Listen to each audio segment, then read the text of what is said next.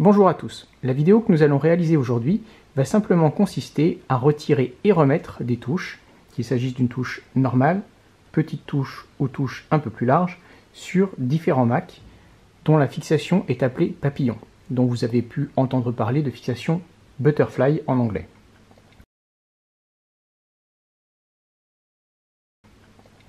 Cette fixation a une spécificité, à savoir que les touches, si on prend une touche normale, vont être fixées en haut, à droite et à gauche par des clips, mais elles vont être glissées, nous verrons ça après, par le bas, ici et ici. Il va donc falloir que nous déclipsions la touche par le haut uniquement, car en tirant par le bas, nous pouvons casser soit des ergots sur la fixation, soit des ergots de clips qui sont à l'arrière de la touche.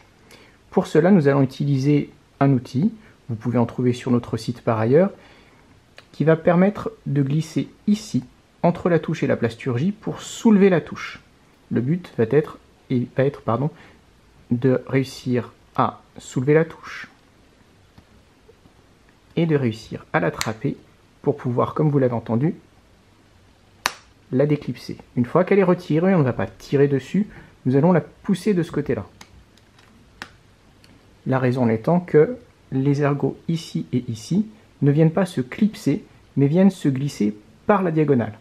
Il faut donc retirer la touche en soulevant le haut et non pas le bas, sinon on peut arracher, qu'il s'agisse de l'arrière de la touche ou des ergots présents sur la fixation. Pour les plus petites touches, nous allons procéder un peu de la même manière, mais nous allons la retirer par le bas à gauche, parce que les ergots qui vont se glisser sont sur la droite.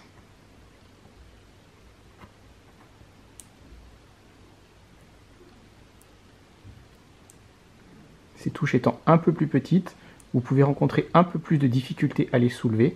N'hésitez pas à prendre votre temps, à y aller avec précaution, pour ne pas prendre le risque de casser soit un ergot à l'arrière de la touche, soit sur la fixation. En sachant que lorsque vous achetez une touche, vous avez toujours sa fixation qui est fournie avec. Donc, quelle que soit la pièce qui soit cassée, vous pourrez la réparer. Vous avez entendu le clic.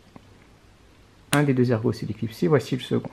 Et donc de la même manière, on va éviter de tirer la touche, on va la tirer en diagonale, puisque les ergots qui se glissent sont de ce côté-là.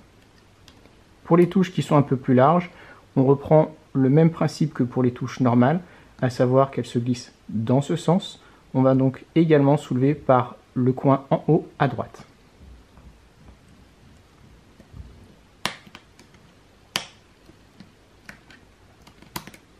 Voici comment simplement retirer les touches.